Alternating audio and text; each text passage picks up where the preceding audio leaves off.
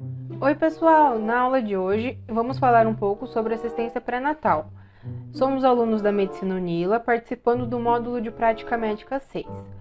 Os tópicos que vamos trabalhar são calendário de consultas, anamnese, exame físico, exames complementares, vacinas e suplementação. O pré-natal deve ser iniciado o mais cedo possível. Do calendário de consultas, a primeira é considerada a mais completa e deve ser realizada preferencialmente até a 12ª semana de gestação. Nos casos de gravidez planejada, orienta-se a prescrição de ácido fólico de 2 a 3 meses antes da concepção, como profilaxia para malformação fetal. É recomendado pela OMS a realização de no mínimo 6 consultas no pré-natal e uma no pós-parto, sendo que até a 28ª semana são consultas mensais, até a 36ª consultas quinzenais e dali em diante semanais até o parto. Durante o pré-natal, devemos orientar a gestante quanto ao estilo de vida, incluindo alimentação, exercícios físicos, cessação do tabagismo, álcool e outras drogas. Verificar o calendário de imunizações, se ele está completo, e solicitar exames de rastreamento. A gestante também deve passar por pelo menos uma consulta odontológica para verificar sua saúde bucal. Na anamnese, devemos coletar dados importantes, como a idade, que possibilita orientar quanto à incidência de algumas síndromes cromossômicas, principalmente se for uma gestante idosa.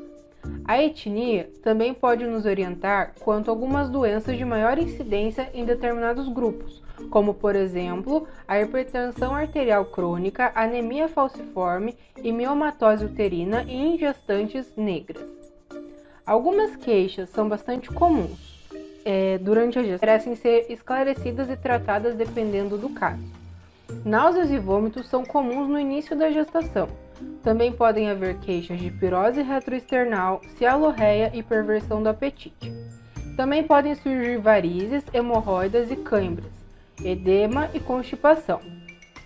Orientar maior ingesta de fibras e água, no caso de constipação, e elevação de membros inferiores, no caso do edema.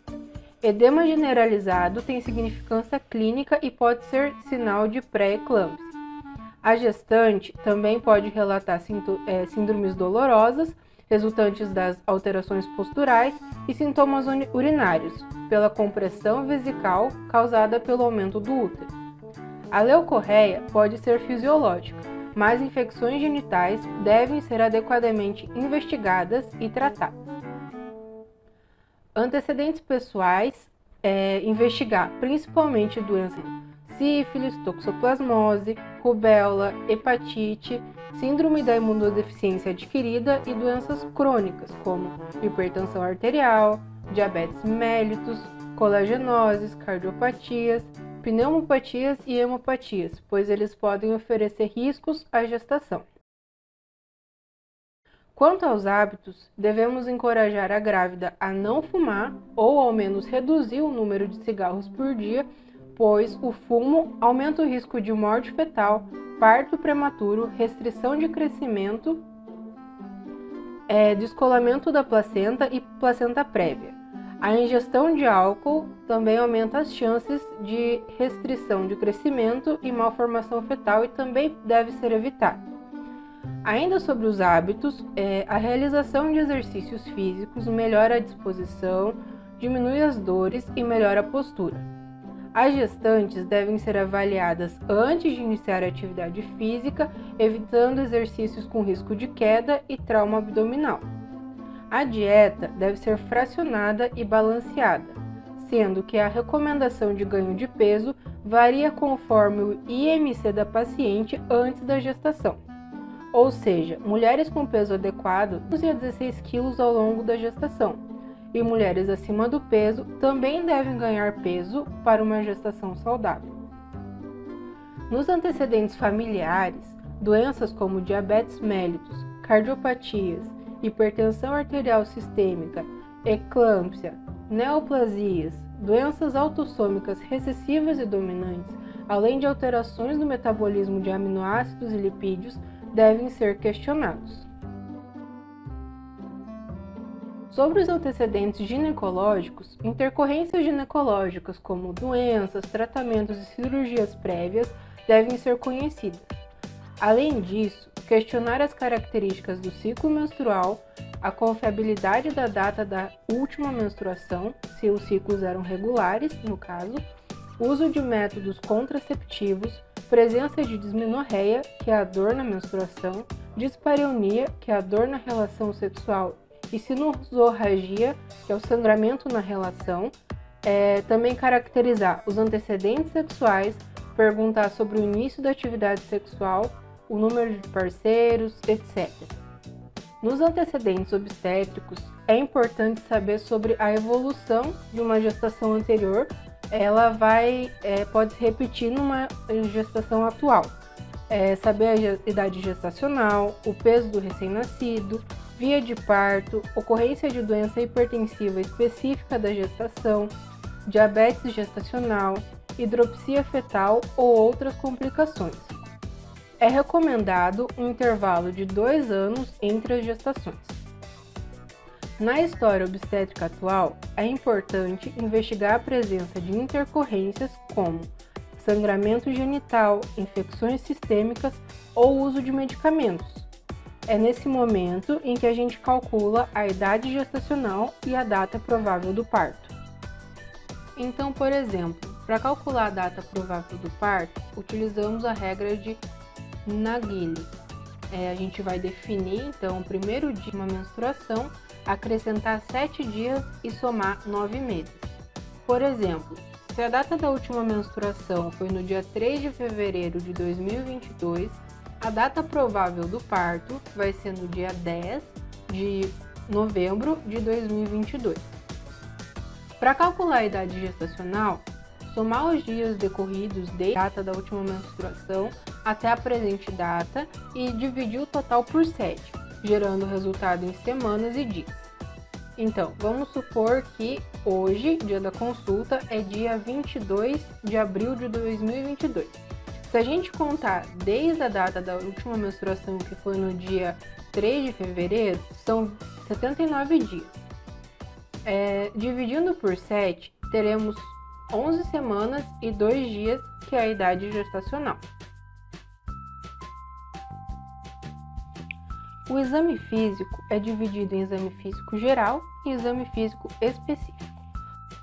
No exame físico geral, a gente vai ter a inspeção da pele e das mucosas, aferição dos sinais vitais, como pulso, frequência cardíaca, frequência respiratória e temperatura axilar.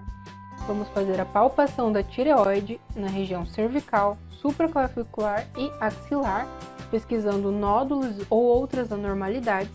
Vamos fazer a ausculta cardiopulmonar, exame do abdômen, dos membros inferiores, a avaliação do estado nutricional e do ganho de peso durante a gestação, que vai consistir na tomada da medida do peso e da altura e do cálculo da semana gestacional para fazer a classificação do índice de massa corporal por semana gestacional.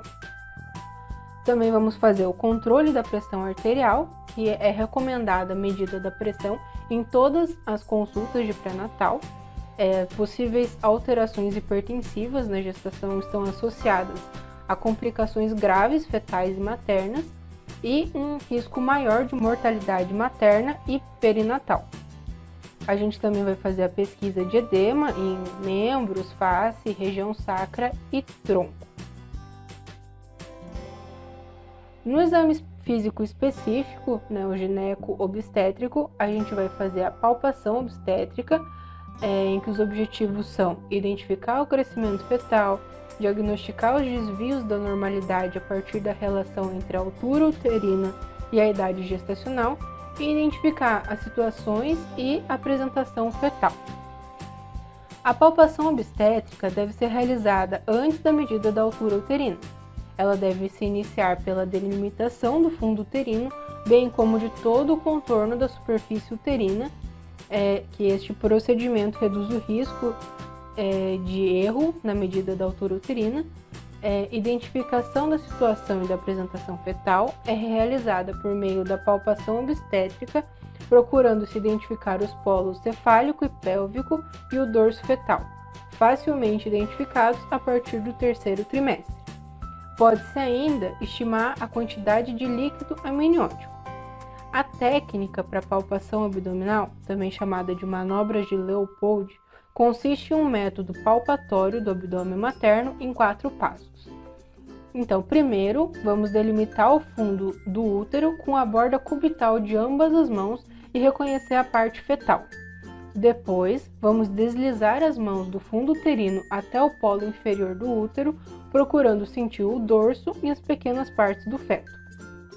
Em seguida, vamos explorar a mobilidade do útero que se apresenta no estreito superior pélvico. E por fim, vamos delimitar a situação fetal colocando as mãos sobre as fossas ilíacas e deslizando-as em direção à escava pélvica e abarcando o polo fetal. O feto ele pode estar em situação longitudinal, que é a mais comum, ou transversa. A situação transversa reduz a medida da altura uterina, podendo falsear sua relação com a idade gestacional. As apresentações mais frequentes são a cefálica e a pélvica. A medida da altura uterina busca acompanhar o crescimento fetal e detectar as alterações precocemente. Usa-se como base a medida da altura uterina e sua relação com o número de semanas da gestação. A técnica de medida da altura uterina é a seguinte: a gente vai posicionar a gestante em decúbito dorsal com o abdômen descoberto. A gente vai delimitar a borda superior da sínfise púbica e o fundo uterino. Por meio da palpação, a gente vai procurar corrigir a comum destroversão uterina, fixar a extremidade inicial da fita métrica na borda superior da sínfise púbica com uma das mãos e deslizar a fita métrica entre os dedos indicador e médio da outra mão até alcançar o fundo do útero com a margem cubital da mesma mão. Quando a data da última menstruação não for conhecida, a idade gestacional e a data provável do parto podem ser determinadas por aproximação, pela medida da altura do fundo do útero e pelo toque vaginal, ou pela informação sobre a data de início dos movimentos fetais, que habitualmente ocorrem entre a 18ª e a 20ª semana. Então, até a 6ª semana, a gente não vai ter alteração do tamanho do útero. Na 8ª semana, o útero corresponde ao dobro do tamanho normal. Na 10ª, o útero corresponde a 3 vezes o tamanho habitual. Na 12ª semana, o útero vai encher a cavidade pélvica de modo que é palpável na sínfise púbica. Na 16ª semana, o fundo uterino ele encontra-se entre a sínfise púbica e a cicatriz umbilical. Na 20ª semana, o fundo do útero vai se encontrar na altura da cicatriz umbilical e a partir da 20ª vai existir uma relação direta entre as semanas da gestação e a medida da altura uterina.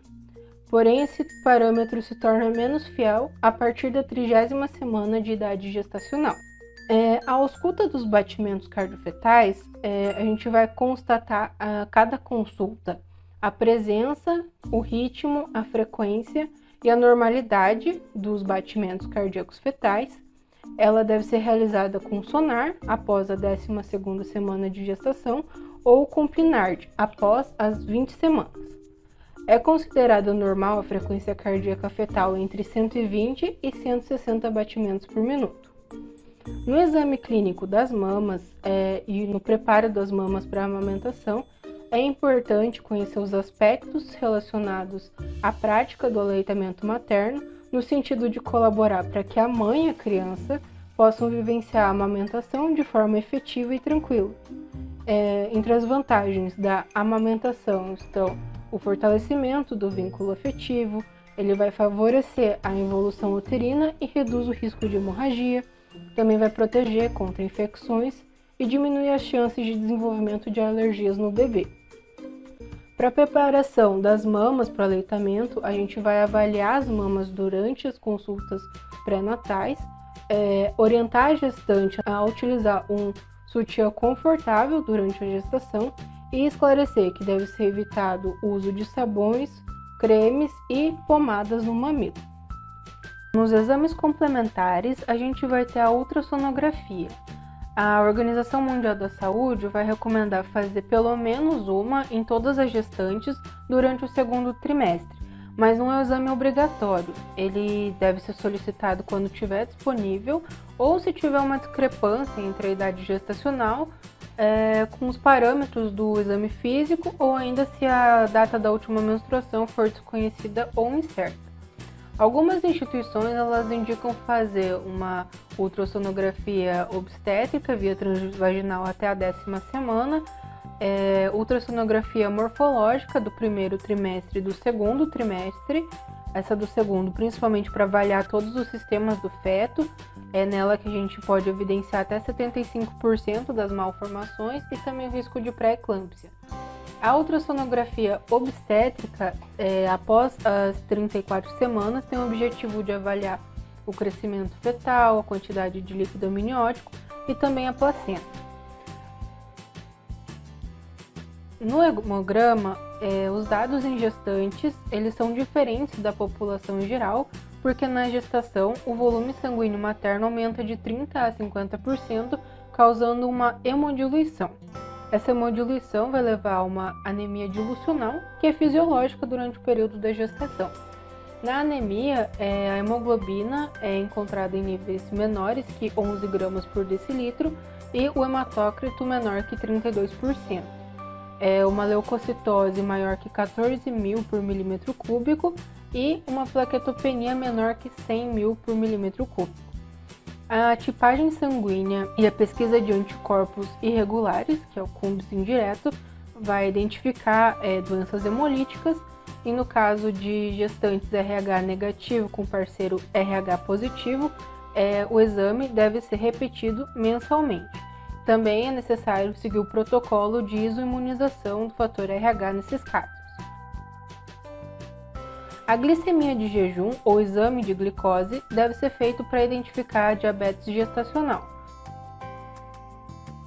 O exame da glicose em jejum é normal quando está inferior a 110 mg por decilitro. Na pré-diabetes é considerado entre 110 mg por decilitro e 125 mg por decilitro e é considerado diabetes se for superior a 126 mg por decilitro em 2 dias diferentes. Também pode ser feito o teste de intolerância à glicose, que é feito após a ingestão de dextrosol, que identifica a curva de glicemia. Ele deve ser realizado em jejum de 8 horas, no caso de adultos, não pode exceder as 14 horas de jejum. Ele é feito com dosagens separadas de glicose, então o paciente deve beber 75 gramas de dextrosol no laboratório. É feita uma retirada de sangue logo após a ingestão do líquido e a pessoa ela vai aguardar a próxima retirada de sangue, que é feita entre 1 e 2 horas depois. O limite normal é inferior a 140 mg por decilitro. O indicativo de pré-diabetes é entre 140 e 199 mg por decilitro e na diabetes é encontrado valores iguais ou superiores a 200 mg por decilitro. O exame de colpocitologia oncológica, ou Papa Nicolau, ele pode ser feito de acordo com o rastreamento preconizado para a faixa etária da gestante.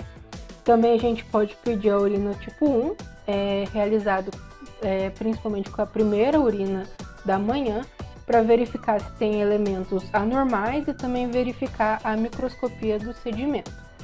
O protoparasitológico de fezes é indicado para casos de anemia, que podem ter como causa parasitoses intestinais.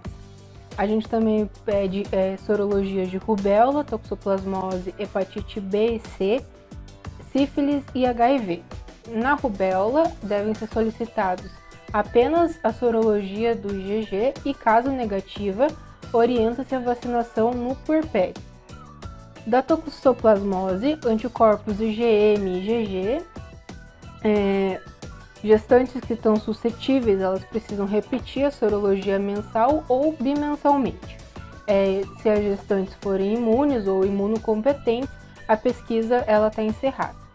Na hepatite B e C, deve ser pedido na primeira consulta e ser repetida em caso de apresentar fatores de risco. A sorologia de sífilis, o Ministério da Saúde preconiza o rastreamento pelo VDRL, que se positivo a gente vai realizar um teste rápido, que é a prova de absorção de anticorpos treponêmicos fluorescentes, para confirmar esse diagnóstico. E do HIV, a gente vai fazer o rastreamento pelo ELISA para detectar anticorpos HIV 1 e 2.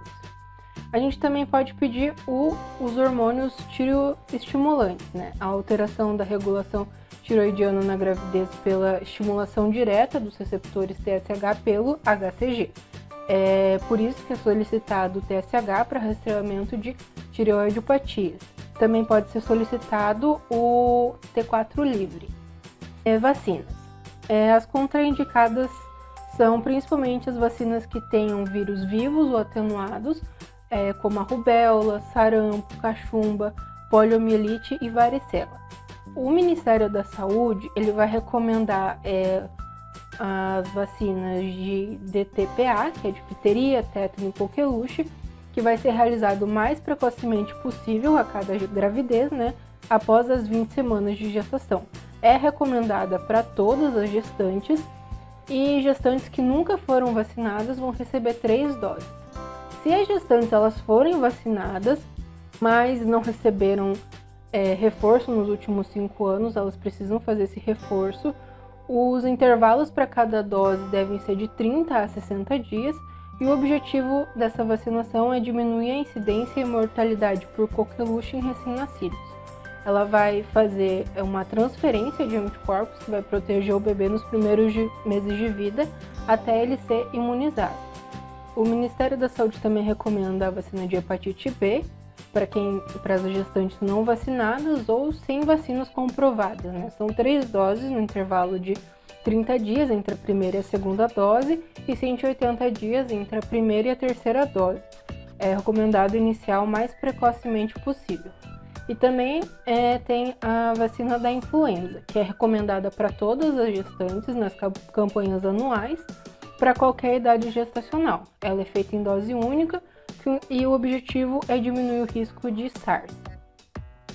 A febre amarela e a raiva são vacinas que podem ser usadas, mas deve-se pesar o risco-benefício dela. Suplementação. O ácido fólico ele vai contribuir para o fechamento do tubo neural. O uso de 400 microgramas por dia 3 meses antes da gestação, se possível, manter até a 12ª semana de gestação. Para fator de risco de malformação associada no fechamento do tubo neural, recomenda a dose de 4 mg por dia. Ferro. É recomendado para evitar a anemia ferropriva, ele vai reduzir até 70% da anemia gestacional e no puerpério. A partir de 20 semanas de gestação, se possível, manter até 12 semanas de puerpério, uma dose de 30 a 60 mg por dia de ferro e ferro suplementar, ou 150 a 300 mg de sulfato ferroso por dia. A suplementação de vitamina A ela é recomendada na redução da mortalidade materna nos estados onde a deficiência de vitamina A ela é prevalente. No caso, a alimentação ela vai suprir a demanda necessária, porque as pré-fabricadas normalmente são teratogênicas. A suplementação de vitamina D é associada ao baixo peso ao nascer, baixa massa óssea, e vai recomendar a dosagem na primeira consulta do pré-natal para verificar se tem a deficiência e repor se for o caso. A gente também pode fazer a reposição de ômega 3 e de cálcio. Então, pessoal, eu acho que é isso. Obrigado por ter assistido o vídeo e espero ter ajudado vocês.